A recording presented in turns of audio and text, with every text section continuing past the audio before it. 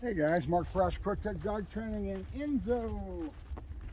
Now, we're still working with Enzo and trying to get him to understand no good and yes. So the first thing, obviously, is his luring, and he's got that installed. He understands to follow this hand, right?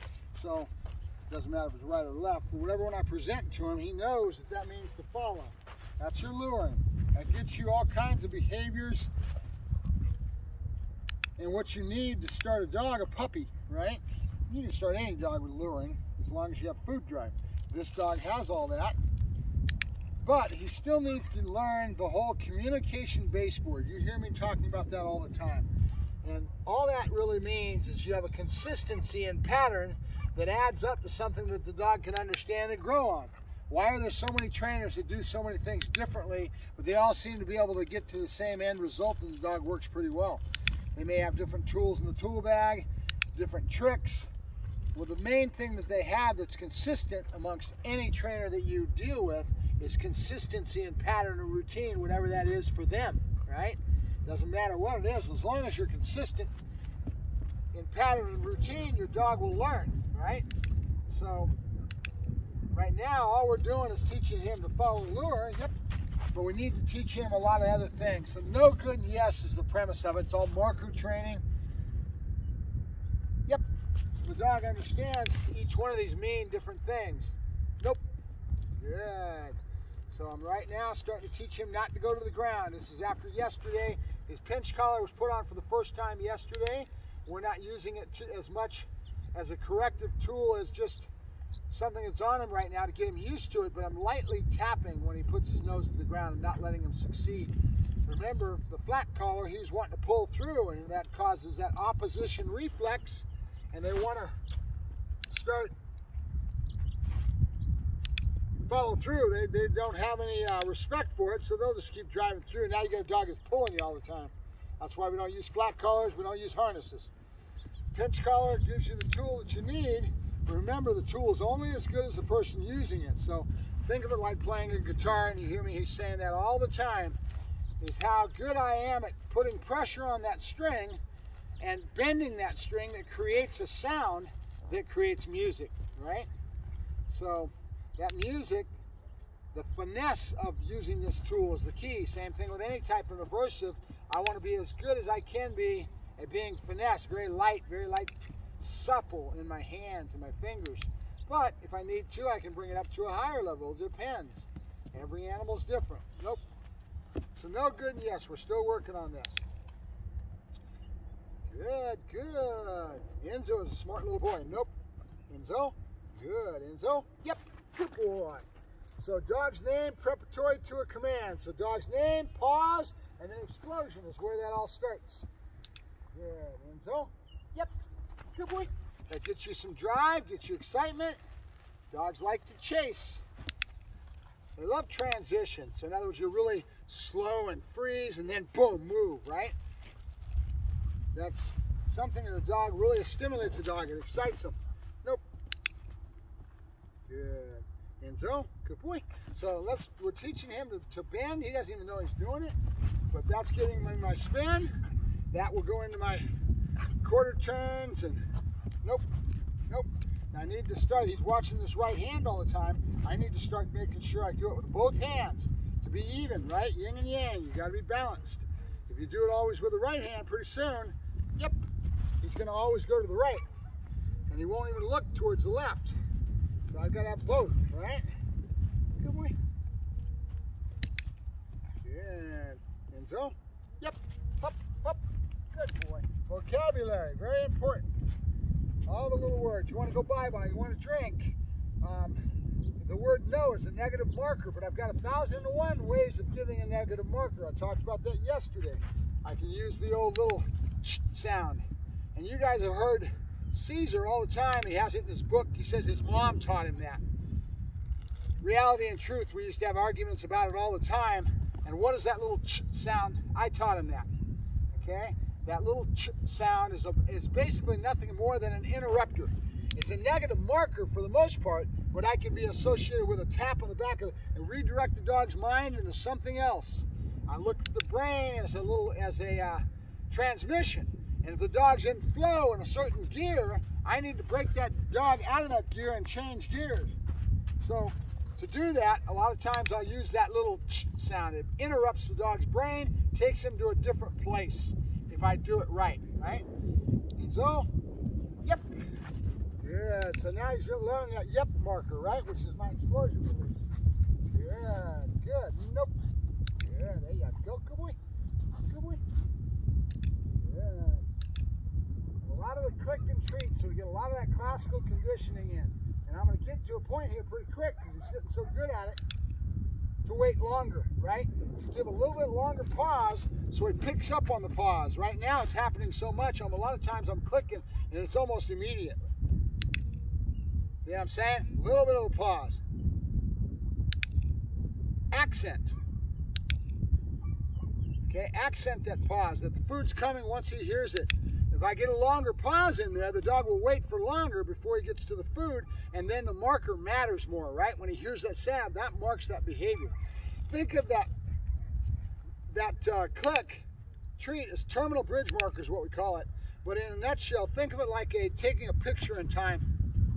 If I take a clicker and I click that shutter, it takes a freeze moment in time. Right when that happens, that's when that occurs, and that's that picture. You won't get another time like it. So that's the same thing. We're marking that behavior, and if we do it well enough, then we can use it and teach and learn other things in the dogs, and now that becomes a communication, part of our communication baseboard to teach him new things. Because he understands what it means. It means, yes, you've done the right thing, keep it up, right? Yep. Or actually, that you have done the right thing in that moment in time, right? So, right when that rear end hit the ground, click. Yep, Enzo, come on, yep. Good boy, good. Good, nope, good. Okay, so he's got the down wired. So now I'm gonna start accenting his sit a little bit longer. Good boy. Because remember what the rule is.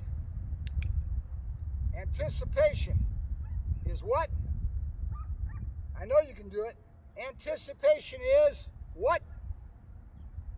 The first sign of learning. That is exactly it. When a dog starts anticipating what you're doing, you know he's learned it. So right now, you see him doing a lot of downs on his own. And that's because he's been doing it so much, he heard me say D-O-N. And that's fine, but I'm trying to accent, nope, the sit. And I'm using my pinch collar with a little bit of a tap up. So and I've got to use good instead of the click. Because remember, yep, that is my other. So I need to bring this together, the whole thing of no, good, and yes, and use my tools, good, to teach him. Yeah, that's what I did. I just kind of tap up, good, not letting him go into the down position, good, because he knows it, because he's learned it. So now we'll start backing off of that and doing a lot less downs, throw him in intermittently. Good boy, good, good, Enzo. Good, Enzo. Yep. Good boy, good. So he's learning when he hears his name, something's coming. Waiting for it, that pause. We're accenting that as we build this and put this lexicon together, this communication baseboard of no, good, and yes. And we do it the right way, it'll add up to really meaning something to the dog, and he'll learn faster and easier, and he'll understand what you're trying to convey to him when you're trying to convey something new to him. Try to give him new concepts, new things that you want him to do. Remember, a dog doesn't do this because he understands it. A dog does it because we want him to do it. And we're tricking him, but we need this psychology. This is dog psychology, and working in the right way is the key. That's what turns a good dog to be a good dog. You'll be able to use that for the rest of his life.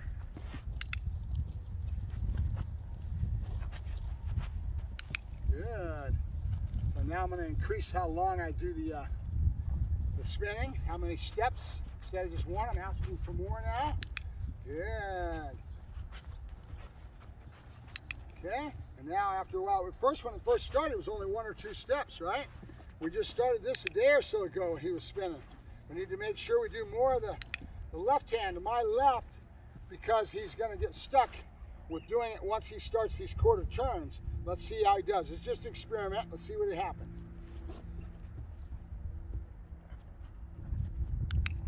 Good, there you go. accent the fact that I want him on my side, right? So we accent it by praising the body, by making it a very pleasurable thing to be here at my side, right? Accent points, right? Good boy, good boy. That's my boy, good. All right, so now we're gonna go to a little bit more. Good, Enzo, good, Enzo. Yep, good boy. But what you have here is a dog that has some good food drive, and pattern and routine is adding up because I'm getting up in the morning, doing my routine, and the first thing I'm doing is taking him out, one of the first dogs, and he's realizing that he's hungry. That creates a whole bunch of things for you when you add it up to really good, consistent patterns of the time that you work in, when you do things, they pick up on all that, all right? And the more you do things in patterns and routine, the faster he's gonna learn. Enzo, good, good, Enzo. Yep, good boy, good. There you go. All right, so now I'm gonna go into a down, do my placemat, and then I'm gonna accent it down a little bit, and then try to, that's what I would do with this dog. If I was evaluating where am I at, I'm always analyzing, figuring out, and evaluating where do we need to go, what else do I need to do, what are we gonna work on today, etc. So what you see him working, you notice him anticipating the down. So that's obviously one thing I need to teach him, is not to anticipate that down. How do I do that? Right here. Yep. Place. Good. I accent the good marker and I start teaching him that good marker all the more. Good. Nope. Notice him keep wanting to go into the down because the pattern was set up. Good. Now I need to start throwing a good marker in and convey the thought of waiting and what the good marker means. Tie that in together with his dog's name and then a nice pause and then breaking with that explosion release, and the dog will start to understand it a lot easier. Good. Now I'm going to accent my pause. Good. And that good is coming, right? So he starts to wait for that good because he starts to anticipate it. And I won't do the D-O-N. Good. Nope, nope. Notice what's happening. He can handle it when he's in a down position. I start bouncing. He doesn't understand that concept totally yet. So you're seeing this stuff, right? When I bounce, he breaks. See it? And he'll sit. So he won't do it in a down, but he will in a sit. But he doesn't understand the full concept yet. And that has to be conveyed to him with time and consistency and pattern until he understands it. That's what you're trying to do. So these little probing spots tell you, where's the dog in the development of the behaviors you're trying to teach him. Good. Nope, nope. So it's going to be twofold. It's going to be robbing. Good. Robbing him of food. Nope, nope. Good. And teach him that he's got to wait for it, right? Good. And the best way to do that is to be very consistent with your time level. 1001, 1002, good. 1001, 1002, good. 1001, 1002, good. And then as soon as he gets that time level figured out and you know he's anticipating that time level, then you stretch that time level and you mix it up with other things and come right back to the same pattern block, right? Good. That's what I mean by time level, okay? Good. Good. Notice I'm bouncing. I'm staying right here. I'm not bouncing backwards. That movement would create a break. I'm trying to convey it to him. Good. So I'm mixing it a little bit easier. Good. Notice the pauses. Those pauses will add up. He'll figure that out faster than anything else, how long that time level is. Good. And once he starts like he's doing now, good, he's actually waiting for the good marker. Then I'm going to break him, do some other stuff, and come right back to this pattern block that we established here. Good. Enzo? Yep. Good boy. Good. Okay. Nice. He was in a good little sedate, which means that Enzo pause and then a break added up to something to him, right? It's how you put the puzzle together that matters. How do you build it, right? How do you build a behavior? Consistency is how you build a behavior in pattern sets. And then you've got 1,001 of them as you're working the dog.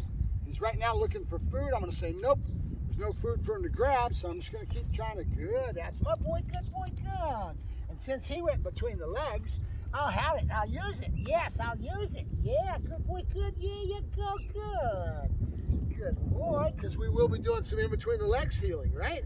Let's see if I can do that right now, just since he did it. Uh-oh, I'm out of hot dogs. I'm out of bullets. We're done. Good boy, we're done. That's good. That was a good session, though. We'll come out and get 2 or 3 sessions like that, and I'll start working on that duration marker, teaching him that, tying this all together with the 3 of no, good, and yes are 3 main things we need to convey to him so I can get him to go to the next level in his training. Not just heel, sit down, stay. It's more about the concepts that gives you the full package than what you're working with, right? Good boy. Nope. Good boy. That's a boy. Good. That's a boy. I'll make it very pleasurable between my legs, this picture that he's seeing right now, right? And then when I come tomorrow, I can start picking up on this and maybe start doing between the legs healing, right? Sky's the limit. It's all up to you and understanding. See, I'm making it very positive to him looking up because he feels this nice fuzzy. And I'll do that a lot. Nope. Good. There you go. Good boy. Good boy. Good boy. Good boy. Yep. Good boy. Good. All right, we're done. Mark Ferrasci, Pro Tech Dog Training with Enzo signing off. Bye-bye.